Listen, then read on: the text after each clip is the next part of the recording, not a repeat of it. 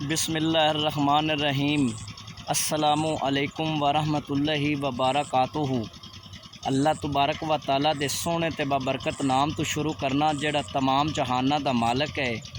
ते बेलियो ते सजनों की हाल है थोड़ा, ठीक हो?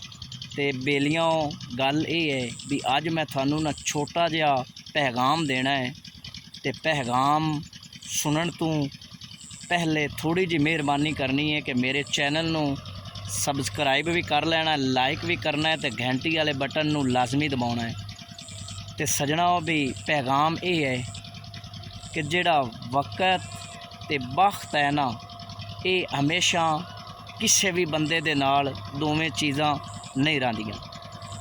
हुंदा की है कि अगर इतफाक नाल ये दोवें चीज़ां दोवें शवां किसी बंदे नू किसी इंसान नू मिल भी जावन ते उनदे नाल पता की हुंदा है, उनदी जिहड़ी तकदीर है ना, उनदा जिहड़ा मुकद्दर है वो बदल जाता है। तो फिर वो कामयाब लोग हो जाते हैं।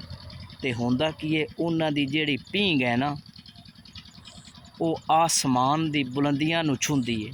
तो जदों आसमान दी बुलंदियां नू वो पींग छूंदी है ना, तो वो लोग जिहड़े ने वक़्त की कदर करते हैं तो आपदे वक्त नू भी पहचानते हैं।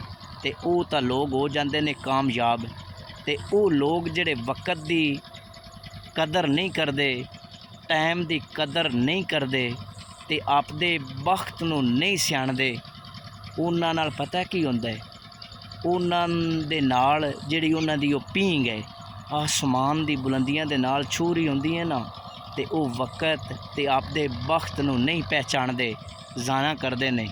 तो वो जिहड़ी उन्हां दी पींग उलारियां च हुंदी है, वो जिहड़े झूले ले रहे हुंदे ने, वो जनाब जदों टुटदी है ना, तो आसमान दी बुलंदियां तो नीचे आउंदी है, जदों ज़मीन ते आके टकरांदी है ना, तो उन्हां दे जिहड़े वक्त होंदे ने, वो जिहड़े इंसान होंदे ने, जिहड़ा उन्हां दा मुकद्दर ते किस्मत हुंदा है, वो हर चीज़ जिहड़ी है ना उन्हां दी रेज़ा हो जाती है, टुट बज जाती है।